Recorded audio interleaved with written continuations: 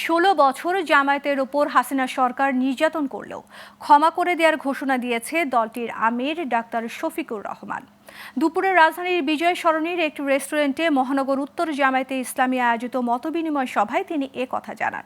কারো প্রতি কোনো প্রতিশোধ নেওয়া হবে না আশ্বস্ত করে জামায়াতের আমির বলেন, যদি ভিকটিম হিসেবে কেউ বিচার প্রত্যাশী হয় তবে তাকে স্বচ্ছ আইনি প্রক্রিয়া নিশ্চিতে সহায়তা করা হবে। গণমাধ্যমের উদ্দেশ্যে তিনি বলেন, অতীতে সাংবাদিকদের কলমকে স্তব্ধ করে মুখে তালা ঝুলিয়ে দেওয়া হয়েছিল, তাই গণমাধ্যমকে সব ধরনের সহযোগিতার আশ্বাসও দেয় জামায়াত ইসলামী।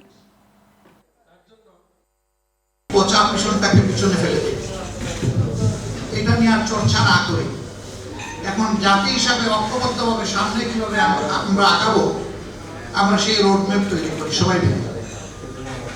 এখানে জাতীয় সকল স্তম্ভের হাতগুলোকে জাতীয় স্বার্থে এক জায়গায় আসতেই হবে।